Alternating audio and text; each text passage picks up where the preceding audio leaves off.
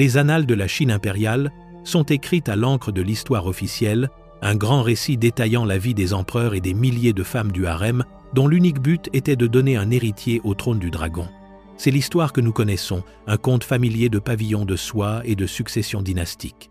Mais à l'intérieur de la cage dorée de la cité interdite, une autre histoire se vivait entièrement dans l'ombre, une cour parallèle d'affection et d'ambition qui défiait chaque principe de l'ordre établi.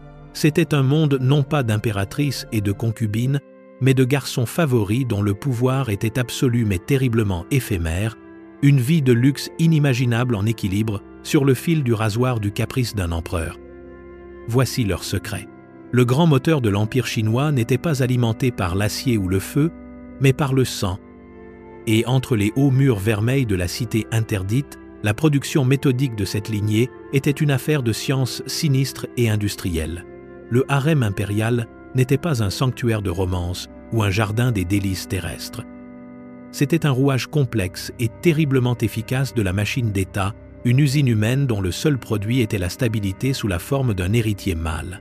Des milliers de femmes étaient rassemblées de tout le royaume, leurs histoires et espoirs individuels devenus insignifiants dès l'instant où elles franchissaient les portes du palais, chacune devenant une composante du vaste et insensible calcul de la survie dynastique.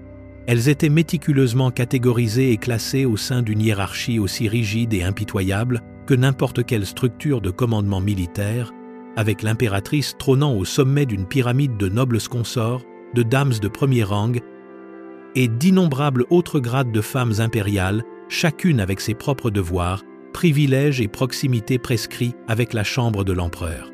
Ce système entier était l'expression ultime de l'ordre confucéen, le socle philosophique de l'Empire, qui dictait que la continuation de la lignée patrilinéaire était un devoir sacré, une obligation non seulement envers les vivants, mais envers la chaîne infinie des ancêtres dont les esprits exigeaient un successeur. Le corps d'une femme ne lui appartenait donc pas. C'était un réceptacle pour l'avenir de la dynastie, son utérus un champ de bataille de l'ambition politique. Sa valeur était mesurée selon une seule et brutale mesure, sa capacité à donner naissance à un fils. Un beau visage ou un esprit vif pouvait lui accorder une faveur fugace, mais seule la naissance d'un garçon pouvait lui conférer un véritable statut, la transformant d'un objet décoratif en une véritable entité politique, la matriarche d'un futur empereur potentiel. L'air à l'intérieur de ces prisons parfumées était épais d'une guerre silencieuse et désespérée. Une lutte quotidienne pour l'attention de l'empereur, non par amour, mais pour la chance de concevoir, le seul acte qui pouvait élever une femme de l'obscurité à l'immortalité. Chaque sourire était une stratégie, chaque mot chuchoté une manœuvre potentielle dans la poursuite acharnée de la viabilité génétique. Ce n'était pas une vie de passion, mais de reproduction organisée à une échelle presque trop vaste pour être comprise, un monde où l'individu était totalement submergé par les exigences implacables et avides de sang du trône. C'était un système conçu pour éliminer le hasard. Mais en ce faisant, il cherchait aussi à éliminer le cœur humain. Dans ce monde d'obsession généalogique rigide, un monde gouverné par la mécanique froide de la succession, émergea un spectre qui menaçait de briser toute la machine. Car à côté de la cour officielle des impératrices et des consorts, il existait une autre cour, non officielle, un gouvernement fantôme d'un seul homme qui opérait entièrement dans l'ombre du cœur de l'empereur. Ici, la figure centrale n'était pas une concubine, un titre avec au moins un rôle défini, bien que subalterne, mais quelque chose de bien plus dangereux. Un favori masculin. Cet individu était un paradoxe vivant, une violation ambulante et respirante de l'ordre naturel tel que décrété par les ancêtres. Il ne détenait aucun rang officiel qui pût expliquer son influence, aucune place dans les schémas bureaucratiques complexes qui cartographiaient le pouvoir de l'Empire. Il était une anomalie dangereuse, un trou noir politique dont l'immense attraction gravitationnelle n'était pas générée par la loi, la lignée ou la puissance militaire, mais par une force que le système confucéen ne pouvait ni réguler ni comprendre. L'affection personnelle, et souvent absolue, de l'empereur. Son pouvoir était donc à la fois total et d'une fragilité à couper le souffle. N'importe quel jour, un mot de sa part pouvait voir un général rétrogradé ou un ministre élevé. Son murmure pouvait rediriger le flux des fonds du trésor ou redessiner la carte d'une province. Il était la clé secrète du Fils du ciel, et la cour, avec ses hiérarchies anciennes et ses fonctionnaires à barbe grise, était forcée d'orbiter autour de ce soleil étrange et non officiel. Pourtant, toute cette réalité n'était pas construite sur les fondations de pierre de l'État, mais sur les battements de cœur capricieux et flottants d'un seul homme. La faveur d'un empereur pouvait se refroidir comme une braise mourante, et avec elle, l'univers du favori cesserait tout simplement d'exister. Contrairement à une impératrice qui avait la protection de son clan et le pouvoir potentiel d'un fils, le favori masculin n'avait rien sur quoi se replier. Son existence était un numéro de funambule exécuté sans filet au-dessus d'une fosse aux vipères. Chaque jour où il se maintenait dans sa position précaire était un témoignage de son charme, de son intelligence et de sa maîtrise émotionnelle. Mais chaque nuit, il faisait face à la connaissance terrifiante que son autorité était un fantôme, un mirage chatoyant qui pouvait disparaître avec le soleil du matin, le laissant totalement seul et sans défense contre le système qui l'avait si profondément perturbé. Cette danse dangereuse entre le trône et son intime non officiel n'était pas une invention nouvelle, ni une corruption soudaine d'une dynastie, mais un fantôme ancien qui hantait les couloirs impériaux, une tragédie récurrente jouée à travers les siècles, où seuls les noms des acteurs changeaient. Bien avant les grands empereurs Han, dans les brumes de la dynastie Zhou, ces contes édifiants étaient déjà gravés dans la mémoire de la nation, servant de sombres avertissements à quiconque oserait construire une vie sur les fondations éphémères de l'amour d'un souverain. Nous devons retourner dans l'état de Wei, à la cour du duc Ling, pour trouver l'un des précédents les plus glaçants et instructifs, l'histoire du beau Mizixia. Pendant un temps, Mizixia fut le centre de l'univers du duc, et l'affection du duc était un soleil qui réchauffait et illuminait chacune de ses actions, transformant les transgressions potentielles en vertus. Lorsque Mizixia apprit que sa mère était mourante, il n'hésita pas. Il falsifia un ordre pour utiliser le char personnel du duc, un crime passible d'une terrible amputation, afin de se précipiter à son chevet. Quand le duc l'apprit, il ne se mit pas en colère, mais pleura d'admiration, déclarant à la cour combien la piété filiale de son favori devait être profonde pour lui faire oublier même la menace de la mutilation. Plus tard, en se promenant dans un verger, Mizixia mordit dans une pêche d'une douceur si incroyable qu'il s'arrêta en pleine bouchée et, dans un geste de pure intimité irréfléchie, offrit le reste à son seigneur pour qu'il puisse lui aussi partager ce plaisir. De nouveau, le duc fut ravi, louant Mizixia pour son abnégation, pour avoir pensé à son souverain avant même de penser à lui-même. C'étaient les jours dorés, lorsque la grammaire de leur relation s'écrivait dans le langage de la dévotion. Mais l'amour, surtout l'amour d'un homme puissant, est une saison notoirement inconstante. Les années passèrent, la beauté juvénile de Mizixia commença à se faner, et les affections du duc se refroidirent inévitablement, tournant à l'indifférence puis au mépris. Le soleil qui avait autrefois illuminé projetait désormais de longues ombres froides, et le duc se mit à ressentir de l'aversion pour l'intimité même qu'il avait autrefois tant désirée. Cherchant à se débarrasser de son ancien favori, il convoqua la cour et, d'une voix suintant le venin, réinterpréta le passé, transformant des souvenirs chéris en une liste de crimes. Il accusa Mizixia d'arrogance et de manque de respect, fulminant que cet homme avait autrefois effrontément volé son char et, dans un acte d'insolence suprême, avait osé le nourrir d'une dégoûtante pêche à moitié mangée. Les mêmes actes, autrefois loués comme preuve d'amour, étaient maintenant les preuves de sa condamnation. Le sort de Mizixia fut scellé non par un nouveau crime, mais par le fait simple et brutal que le duc ne l'aimait plus. Son histoire devint une parabole éternelle sur la nature terrifiante du pouvoir autocratique, une leçon écrite dans le jus amer d'une pêche jetée, que dans la cour non officielle de la faveur, il n'y a pas de loi, seulement les caprices d'un cœur, et quand ce cœur se change en pierre, le passé lui-même devient une arme. De ces anciens fantômes édifiants, notre histoire se matérialise maintenant en chair et en os, se cristallisant dans les grandes salles suffocantes de la dynastie Han, une période d'immense pouvoir et de décadence interne tout aussi immense. Le récit se concentre désormais sur un unique point dans le temps, l'an 7 avant Jésus-Christ, et sur un seul homme qui tenait le destin du monde entre ses mains, l'empereur Ai, le nouveau fils du ciel. C'était un jeune souverain, à peine âgé de 20 ans, mais il portait déjà le poids écrasant de sa charge, avec une mélancolie profonde et visible, une tristesse tranquille dans ses yeux qui parlaient d'un homme aliéné de sa propre vie, un souverain piégé dans la cage dorée du rituel et des attentes. Il siégeait sur le trône du dragon, mais son esprit semblait errer à travers le paysage infini et morne des cérémonies d'État, ennuyé par le bourdonnement de ses ministres et la formalité rigide qui gouvernait chacun de ses souffles. C'est dans ce monde gris et prévisible qu'une seule étincelle de couleur vive allait tomber.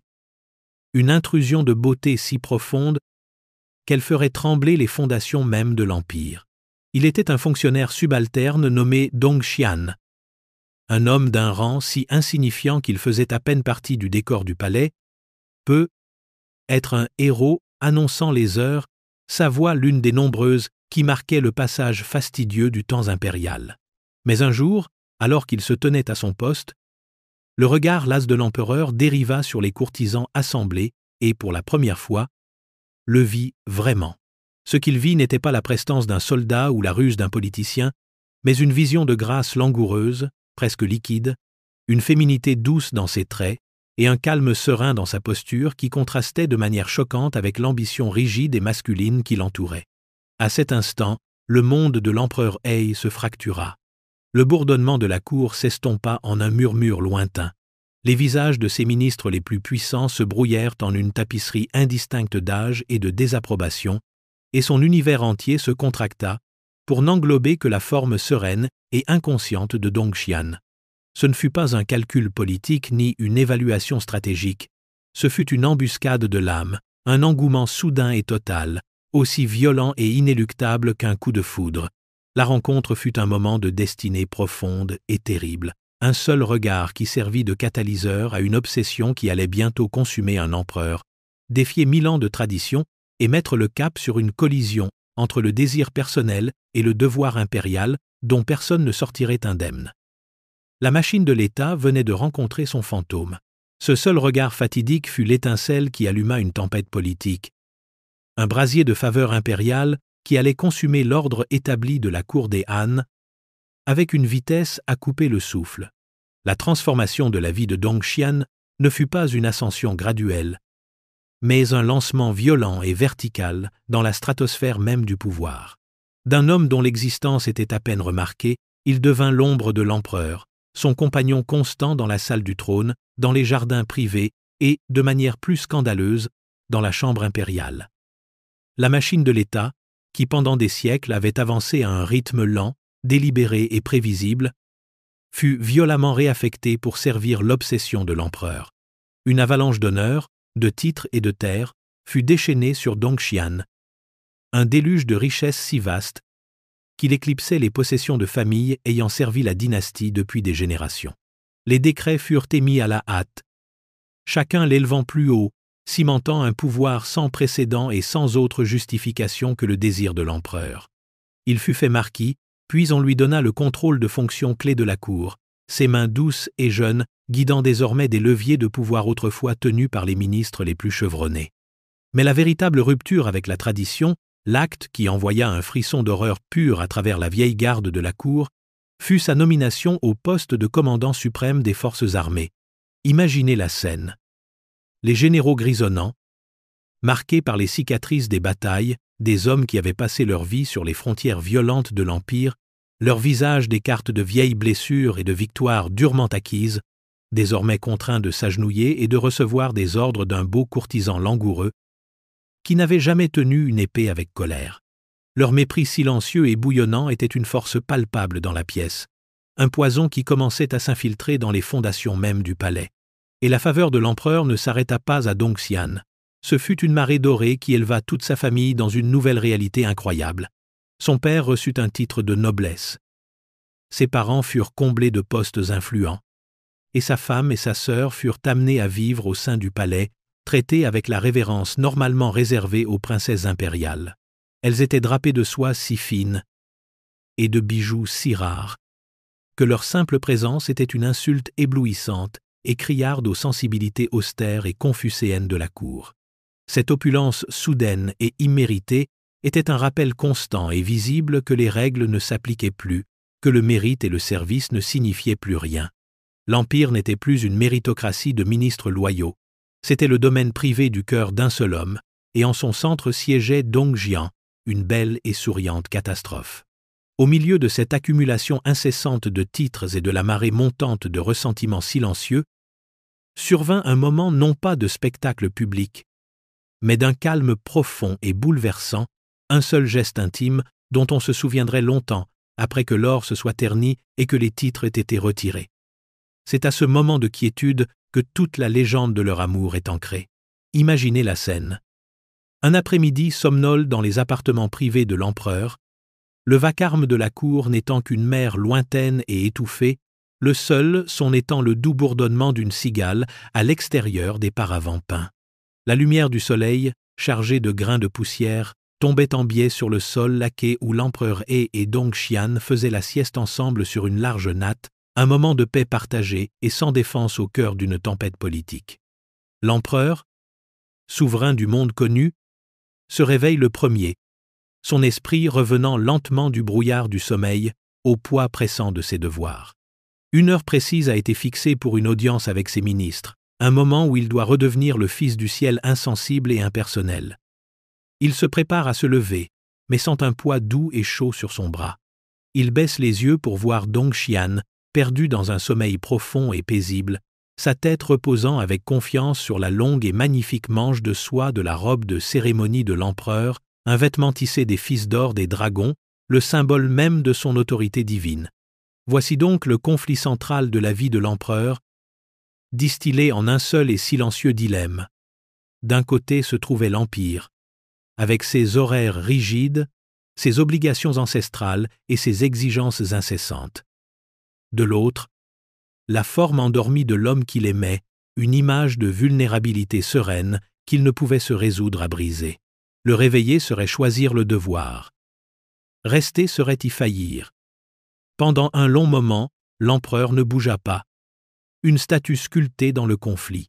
Puis, avec une lenteur et une délibération presque pieuse, il fit son choix. Il attrapa la petite dague ornée qui pendait à sa ceinture, sa poignée sculptée dans le jade, son but purement cérémoniel. Le faible grincement de la lame sortant de son fourreau fut le seul son alors qu'il approchait l'acier froid et tranchant non pas d'un ennemi, mais de son propre vêtement impérial. Avec une précision méticuleuse, il trancha la précieuse soie brodée de dragon, soigneusement, silencieusement, séparant la manche du corps de la robe. Il se glissa ensuite, laissant le morceau de tissu détaché derrière lui comme un oreiller doux pour la tête de son amant, un témoignage silencieux de sa décision. Par cet acte unique et extraordinaire, l'empereur He avait choisi l'amour plutôt que le devoir, le personnel plutôt que le politique, sacrifiant un morceau de sa propre identité impériale pour préserver un moment de paix. C'était un acte de rébellion tranquille qui donnerait à leur histoire son nom immortel. La passion de la Manche coupée. La rébellion tranquille et intime de la Manche coupée était une affaire privée, un secret murmuré entre deux amants, mais l'obsession de l'empereur ne pouvait être contenue éternellement dans les chambres du palais.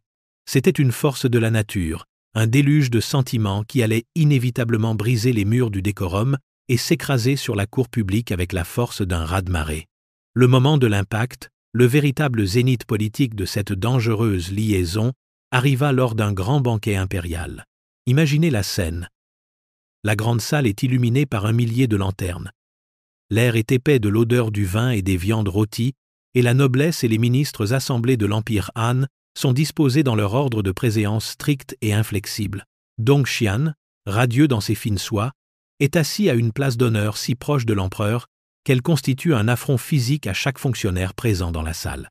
Tout au long de la soirée, l'empereur He touche à peine à sa nourriture, son regard fixé sur son favori, ses yeux remplis d'une adoration si totale qu'elle semble l'avoir aveuglé au monde de la politique et des conséquences. Puis, dans une pause entre les performances musicales, l'empereur se lève, sa coupe de vin brandie. Un silence se fait dans la salle. Ce qui suit n'est pas un toast ou une proclamation de routine, mais une déclaration si choquante, si fondamentalement hérétique, qu'elle arrête le cœur de l'Empire. Regardant directement Dong Xian, l'empereur déclare qu'il souhaite imiter l'ancien roi sage Yao, le parangon mythique de la vertu qui, voyant un digne successeur, lui transmit le monde entier, contournant son propre fils indigne. L'implication est immédiate, terrifiante et sans ambiguïté. Il veut abdiquer et remettre le trône du dragon à Dongxian. Pendant un instant éternel, la salle est plongée dans un silence si profond que c'est comme le fond de l'océan. La musique s'arrête, les conversations s'étouffent dans les gorges, et le seul son est le crépitement d'une centaine de bougies. Les visages des ministres, quelques instants auparavant engagés dans des amabilités feintes, sont maintenant des masques figés d'une horreur cendrée. Ce n'était pas simplement une insulte à leur dignité. C'était un blasphème, une proposition de rompre la lignée sacrée du clan Liu, de déchirer le mandat du ciel lui-même et de le jeter comme un vulgaire rouleau.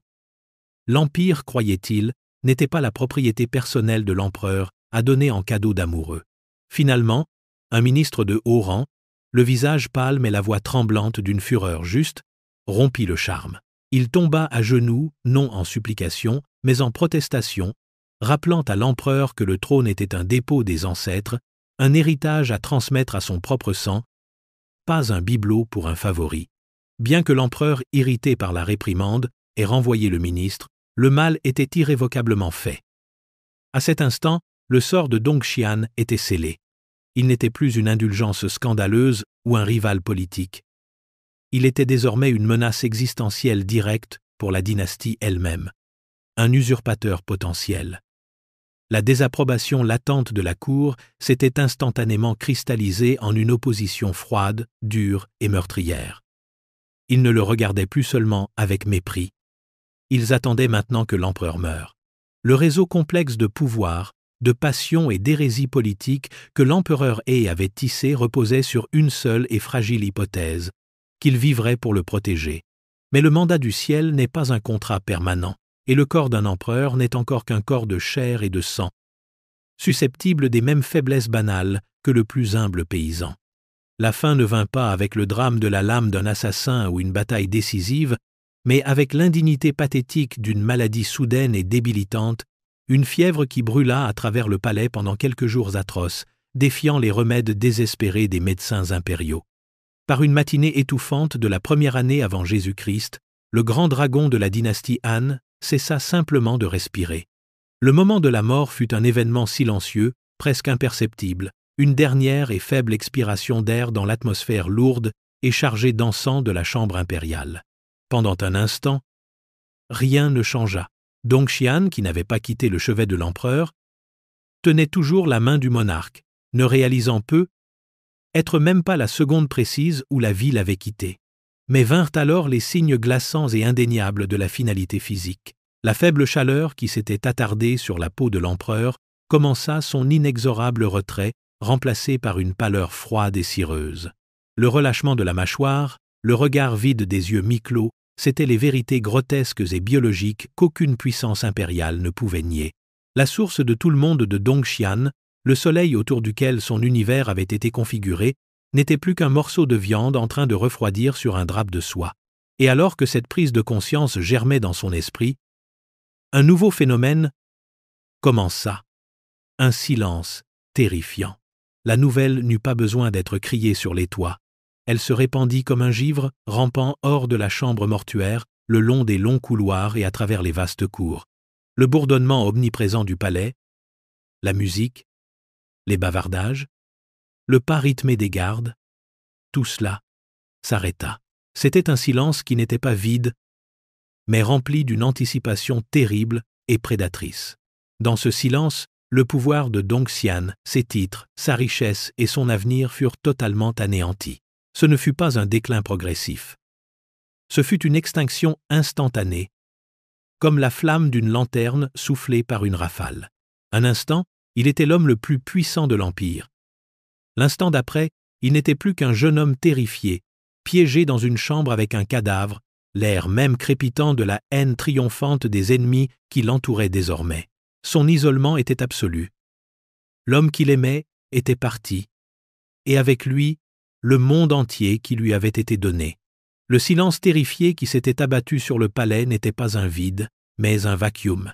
Et comme les lois de la nature et de la politique l'exigent toutes deux, il devait être comblé. Tandis que Dongxian restait figé dans l'emprise de son apocalypse personnel, paralysé par la froide réalité du cadavre de son amant, les forces abstraites de la tradition et de la vengeance qu'il avait si longtemps ignorées se rassemblaient en une forme unique, tangible et terrifiante.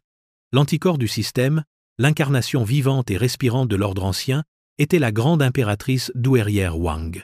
C'était une femme forgée dans le creuset de l'intrigue de cour, une matriarche patiente à la volonté de faire, qui avait observé l'obsession scandaleuse de son petit-fils avec une fureur froide et calculatrice, la considérant non pas comme une affaire de cœur mais comme une croissance cancéreuse sur le corps de la dynastie qu'elle représentait. Pour elle, le dernier souffle de l'empereur n'était pas une cause de chagrin mais un signal, le coup de pistolet de départ d'une contre-révolution qu'elle avait planifiée dans l'ombre de ses propres appartements tranquilles. Alors que la vie quittait l'empereur He, elle ne pleura pas. Elle agit. Son premier et unique objectif était un petit objet, d'une simplicité trompeuse et d'une importance presque mystique. Le sceau impérial. C'était un morceau de jade blanc pur, le légendaire Eshibi, sculpté pour le premier empereur de Chine, et c'était le symbole ultime du mandat du ciel. Posséder le sceau, c'était posséder la légitimité. Le tenir, c'était parler avec la voix de la dynastie elle-même. Dongxian, en sa qualité de serviteur le plus intime de l'empereur, était le gardien de facto de cet objet sacré. Mais dans son état de deuil brisé, il avait probablement même oublié son existence. La douairière n'oublia pas. Avec une vitesse qui démentait son âge, elle traversa le palais, sa suite d'eunuques et de gardes, formant une force silencieuse et disciplinée. Elle ne se précipita pas au chevet de son petit-fils mort pour accomplir les rites de deuil. Elle alla directement à la source de tout pouvoir. La confrontation fut aussi rapide que brutale. Elle entra dans la chambre mortuaire, un vent froid de détermination dans l'air, stagnant de la douleur, ses yeux ignorant le corps sur le lit et se fixant sur la petite boîte enveloppée de soie contenant le sceau. Dongxian, levant des yeux hébétés et incompréhensifs d'un homme qui a tout perdu, ne fut pas de taille face à la force pure et sans mélange de sa volonté. Il n'y eut pas de mots échangés, pas d'arguments avancés. Elle le prit simplement. Ses gardes sécurisèrent la chambre. Et par cet unique acte d'appropriation décisif, la guerre pour l'Empire était terminée avant même d'avoir commencé. Avec le sceau de jade dans ses mains froides, elle était désormais la régente, l'État, l'autorité légitime. Les ministres et les généraux qui avaient été paralysés par la mort de l'empereur avaient maintenant un nouveau soleil autour duquel orbiter. Avant même que Dongxian ait commencé à naviguer dans les profondeurs de sa propre douleur personnelle, le monde politique avait été refait, et sa première loi centrale était sa destruction totale et complète. La prise du sceau fut le coup de feu. Ce qui suivit fut la lente et atroce hémorragie de tout le monde de Dongxian. Sa chute ne fut pas une exécution rapide et nette, mais un démantèlement psychologique méticuleusement orchestré, une mort lente et suffocante par 1000 coupures administrées par la vengeance froide et silencieuse de la cour. Il fut immédiatement confiné dans son propre palais, un lieu qui, du jour au lendemain, s'était transformé d'un symbole de son pouvoir sans précédent en un tombeau doré. Les soieries mêmes qu'il avait autrefois exhibées semblaient maintenant se moquer de lui depuis leur coffre, et les artefacts inestimables offerts par son amant impérial ressemblaient à des pierres tombales dans le silence étouffant. Le premier édit arriva, lu par un eunuque dont la voix était dépourvue de toute émotion, une récitation plate de prétendus crimes contre l'État qui le dépouillait officiellement de chaque titre, de chaque rang et de chaque arpin de terre. En l'espace d'une seule proclamation, le grand maréchal, le bien-aimé du Fils du ciel, fut réduit à un roturier, à moins que rien attendant d'être éliminé. Puis vint la pression implacable et silencieuse. Les serviteurs disparurent, se fondant à nouveau dans la ville. Les gardes devant ses portes, autrefois symboles de sa protection, lui tournaient maintenant le dos, leur but n'étant plus d'empêcher les assassins d'entrer, mais de le maintenir à l'intérieur. Il fut laissé totalement seul avec sa femme et le fantôme de l'homme qu'il avait aimé, piégé dans un monde qui se rétrécissait où chaque ombre semblait receler une nouvelle terreur, et chaque craquement du plancher annonçait l'arrivée du bourreau. Le deuil pour l'empereur Ai était une blessure à vif, mais maintenant elle était salée par l'acide d'une peur purement animale. Les jours se fondirent en nuit blanche, son esprit un tourment fiévreux de souvenirs amoureux et de prémonitions horribles. Finalement, lorsque son esprit eut été suffisamment mariné dans la terreur, le dernier messager arriva. Le rouleau fut déroulé, sa soie murmurant une sentence de mort. Il ne le condamnait pas au billot du bourreau. La vengeance de la douairière était plus subtile, plus cruelle. L'édit, dans son langage froid et formel, lui accordait la faveur impériale de se donner la mort, une parodie finale et grotesque de l'affection qu'il avait autrefois connue. Cette nuit-là, au cœur de leur palais silencieux et vide, Dong Xian et sa femme accomplirent le dernier rituel de leur bref et brillant règne. Ils se baignèrent et s'habillèrent de simples robes blanches, la couleur du deuil. Il n'y eut aucune cérémonie, aucune larme, seulement la compréhension sombre et partagée de deux personnes acculées par un état insensible. Ce qui suivit fut une intimité finale et horrible, un acte partagé d'auto-annihilation pour échapper à l'humiliation à venir, une conclusion sinistre laissant deux jeunes corps suspendus, immobiles et silencieux dans l'obscurité opulente, un témoignage d'un amour qui s'était élevé jusqu'au soleil pour être totalement et irrévocablement détruit. L'extinction physique de Dong Xian et de sa femme ne fut que la première étape de la campagne d'effacement méticuleuse et terriblement complète de la cour. Un corps, après tout, est facile à éliminer, mais une mémoire, un héritage, est une entité bien plus résiliente. Le nouveau régime, sous la direction froide de la grande impératrice douairière, comprit que le véritable pouvoir résidait non seulement dans le contrôle du présent, mais aussi dans la réécriture du passé. Le premier acte de ce révisionnisme historique fut une profanation physique et brutale. Dong Xian s'était vu accorder l'honneur suprême de faire construire sa tombe sur le terrain du mausolée impérial. Un lieu de repos final aux côtés de son empereur bien-aimé, destiné à sanctifier leur lien pour l'éternité. Cela ne pouvait être toléré. Un édit fut publié, et une équipe d'ouvriers, telle de sinistres croque-morts, descendit sur la tombe opulente. Ils fracassèrent les portes ornées, burinèrent les inscriptions amoureuses et dépouillèrent la chambre funéraire des trésors inestimables qui avaient été enterrés avec les corps. Les cercueils de Dong Xian et de sa femme furent exhumés de leur sol sacré et, dans un acte d'humiliation posthume suprême, furent transportés pour être enterrés dans une parcelle simple et non marquée, une rupture finale et rancunière de leur lien avec la lignée impériale. L'effacement s'étendit ensuite aux vivants, car tout son clan fut systématiquement démantelé, leurs titres révoqués et leurs richesses confisquées, rayant la famille Dong des registres du pouvoir. Mais l'acte de vengeance le plus efficace et le plus durable n'eut pas lieu avec des pelles et des marteaux, mais avec de l'encre et des pinceaux, dans les archives silencieuses et poussiéreuses des historiens officiels de la cour. C'est là que le véritable meurtre fut commis, le meurtre d'une réputation. Les scribes, désormais instruments de la volonté de la douairière, commencèrent à façonner soigneusement le récit officiel, une fiction politiquement nécessaire conçue pour cautériser la blessure scandaleuse sur la réputation de la dynastie. Dong Xian, l'objet de l'amour profond d'un empereur, fut méticuleusement remodelé en un scélérat d'une dépravation presque caricaturale. Sa beauté fut enregistrée comme une arme de séduction sinistre et efféminée. Sa nature douce fut réinterprétée comme une manipulation rusée. Il devint un parasite avide et assoiffé de pouvoir qui avait planté ses griffes dans un souverain faible et influençable. Parallèlement, l'empereur He fut posthumement absous de sa responsabilité. Il n'était plus un homme qui avait fait un choix de défi, mais un souverain tragique et imparfait qui avait été ensorcelé, son jugement obscurci par une passion contre nature. Ce récit était parfait. Il préservait la sainteté de l'institution impériale en sacrifiant la réputation de deux hommes morts. Et cette version, ce mensonge soigneusement construit, est en grande partie ce qui a survécu. La véritable histoire de leur amour fut enterrée bien plus profondément que le cadavre profané de Dong Xian, prouvant que le dernier acte du pouvoir est toujours de contrôler l'histoire. L'effacement brutal et complet de l'héritage de Dong Xian servit son but en tant que conte édifiant, terrifiant, garantissant qu'aucun futur favori n'oserait plus jamais aspirer au trône lui-même. L'ambition politique de l'amant masculin de l'empereur fut efficacement cautérisée, mais le désir qui sous-tendait toute la tradition ne fut pas si facilement éteint. La passion ne mourut pas.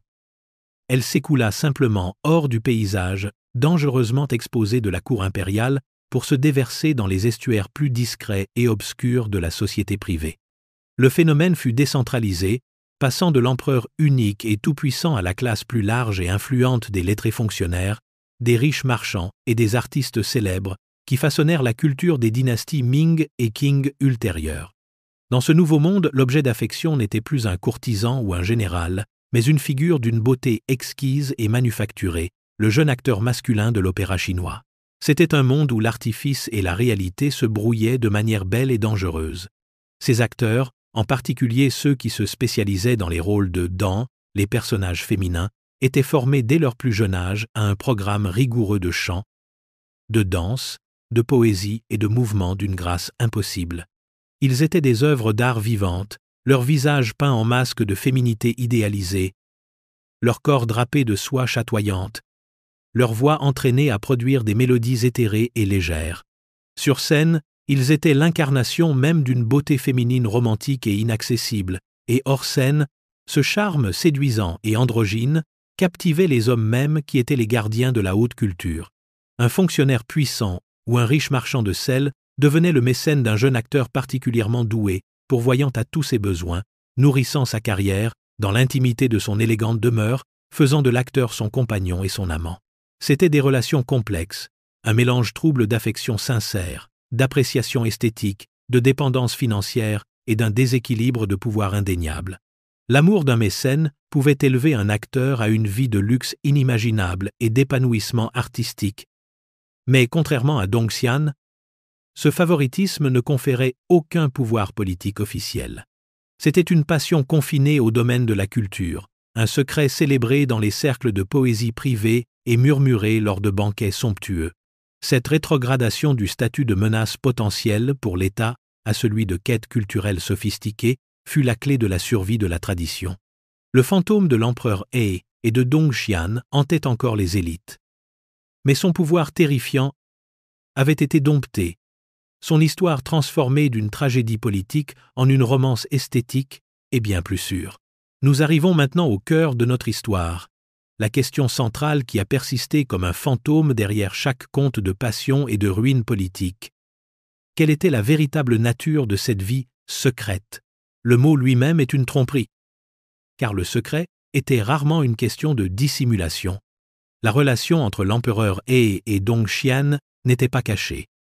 Elle était scandaleusement, outrageusement publique, un spectacle de faveur joué sur la grande scène de la cour impériale. Le secret, par conséquent, n'était pas que personne ne savait. C'était que la relation, aux yeux de l'État et de son idéologie rigide, n'existait pas et ne pouvait pas exister officiellement. C'était un membre fantôme du corps politique, une chose dont la présence était indéniablement ressentie, mais qui n'avait sa place sur aucun schéma anatomique. Tout le cadre moral et légal de la société chinoise, dicté par une vision du monde confucéenne stricte, était construit sur le socle de l'unité familiale, une institution avec un but clair et unique, la continuation de la lignée ancestrale. Chaque personne avait un rôle défini dans cette grande entreprise de procréation. Un favori masculin, cependant, était une anomalie profonde et terrifiante. Il n'avait sa place nulle part. Il ne produisait aucun héritier, ne détenait aucun titre sanctionné pour son intimité et ne servait aucun but dans la grande chaîne de l'être. Il était une valeur nulle sur le plan social, une erreur de catégorie humaine, et sa simple existence dans une position d'influence était un défi silencieux et corrosif pour l'ensemble du système. C'est la zone grise périlleuse dans laquelle il a vécu et est mort.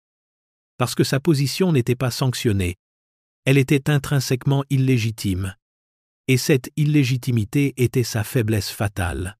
Son pouvoir, bien qu'immense, était construit sur le sable de l'affection personnelle de l'empereur, non sur le roc de la loi ou de la tradition. Il était le flanc exposé de l'empereur, une responsabilité politique ambulante et respirante.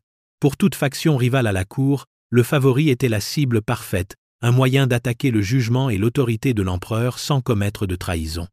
En enveloppant leur ambition politique dans le manteau vertueux de la morale confucéenne, ils pouvaient présenter leur opposition non pas comme une prise de pouvoir, mais comme une noble croisade pour sauver le trône d'une influence contre nature et corruptrice. Le favori n'était pas seulement un homme, il était un symptôme de désordre, et les médecins de la cour affûtaient leurs couteaux, prêts à l'extirper. Leur vie était un secret, donc, parce qu'elle était vécue sur le fil du rasoir, à la vue de tous mais sans la moindre parcelle d'armure légale ou morale, une vie de pouvoir immense qui était, en son cœur, totalement et indéfendablement vulnérable. Et pourtant, après toutes les manœuvres politiques, les purges brutales et la réécriture méticuleuse des archives officielles, une ironie étrange et belle commença à fleurir de la terre imbibée de sang de la tombe de Dongxian. Les vainqueurs, dans leur efficacité froide et calculatrice, avaient réussi tout ce qu'ils avaient entrepris. Ils avaient détruit l'homme, démantelé sa famille et empoisonné son nom dans les annales sanctionnées par l'État. Selon toutes les mesures conventionnelles du pouvoir, leur victoire était totale. Mais ils commirent une erreur de calcul fatale, une incapacité à comprendre qu'un récit politique peut être contrôlé, mais qu'une histoire humaine vraiment puissante a sa propre vie. Ils ne purent tuer le geste. Tandis que les histoires officielles enregistraient la longue liste des titres et les crimes fabriqués, c'est ce seul moment intime et tranquille dans la chambre de l'empereur qui refusa d'être enterré. L'image d'un souverain sacrifiant un morceau de sa propre identité impériale, le symbole même de son pouvoir, dans le simple et tendre but de ne pas déranger son amant endormi, était une anecdote d'une puissance romantique si profonde qu'elle s'échappa de son conteneur historique. L'expression née de cet acte, Duangxiu Jipi, la passion de la manche coupée, commença une nouvelle vie, complètement séparée du scandale politique qui l'avait engendré. Elle devint un artefact culturel, un euphémisme poétique et élégant pour l'amour entre hommes, murmuré dans les jardins des lettrés et écrit dans les vers des poètes pendant les 2000 ans suivants. C'était un code, une façon de parler d'un amour interdit et non sanctionné dans un langage d'une beauté tragique. L'histoire a survécu, non pas comme une entrée sèche dans les archives officielles, mais comme un élément vivant de la culture, sa signification préservée dans le cœur chaud et battant de la littérature et de l'art. La grande impératrice douairière Wang et les ministres qui orchestrèrent la destruction de Dongxian ne sont maintenant guère plus que des notes de bas de page, leur nom n'étant rappelé que par les historiens spécialistes. Ils ont gagné la guerre pour le trône, mais ils ont perdu la guerre pour le récit. Le romantisme de l'histoire, la chose même qu'ils cherchaient à présenter comme une maladie corruptrice, s'avéra être son armure, la protégeant de la poussière et de la décomposition de la condamnation officielle.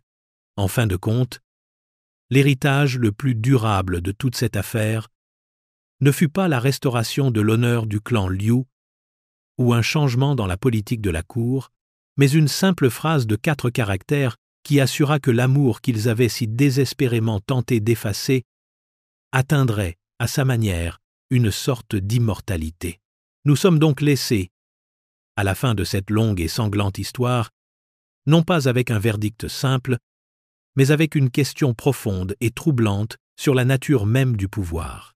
Que se passe-t-il lorsque l'affaire désordonnée, imprévisible et profondément humaine du cœur entre en collision avec la machine froide, impersonnelle et rigide de l'État? Dongxian était-il vraiment un scélérat manipulateur, une présence cancéreuse sur le corps politique, ou son seul véritable crime fut-il le simple et fatal acte d'aimer un homme qui se trouvait être un empereur? Et l'empereur était-il un souverain à la volonté faible qui abandonna son devoir sacré pour une passion indulgente, ou était-il l'une des figures les plus tragiques de l'histoire, un homme si étouffé par la cage dorée de sa propre divinité qu'il était prêt à sacrifier un empire pour une seule et authentique connexion humaine? Peut être que la réponse ne réside pas dans le jugement des hommes eux-mêmes, mais dans l'examen de la violence pure et sans retenue de la réponse du système. La condamnation viscérale, la rapidité de l'exécution, le besoin méticuleux, presque hystérique, non seulement de tuer le favori mais aussi de profaner sa mémoire et de réécrire son passé, cela en dit-il plus sur l'échec moral de l'homme, ou sur la fragilité profonde et impitoyable de l'institution qu'il menaçait? Le véritable crime du favori masculin n'était pas la cupidité ou l'ambition, mais le crime d'être une anomalie. Il était une force que le système ne pouvait ni catégoriser, ni réguler, ni contrôler. Il était le fantôme dans la machine, un témoignage vivant de l'idée terrifiante que l'empereur n'était pas seulement un fonctionnaire divin, mais un homme, avec le cœur imprévisible d'un homme. Et en fin de compte, ce sont ces histoires cachées, ces récits officiellement condamnés et relégués dans l'ombre, qui nous en disent souvent le plus sur un empire. Car la manière dont une structure de pouvoir réagit à ce qu'elle ne peut définir révèle ses angoisses les plus profondes et les plus secrètes. L'histoire de la Manche coupée, par conséquent, est plus qu'une simple romance tragique. C'est un miroir tendu au visage d'un empire, reflétant une peur profonde du désordre, une terreur de l'élément humain indompté, et la connaissance glaçante que tout le magnifique édifice de l'État pouvait être mené au bord de la ruine par quelque chose d'aussi simple et d'aussi incontrôlable qu'un contact, un regard ou une tête endormie sur une manche de soie.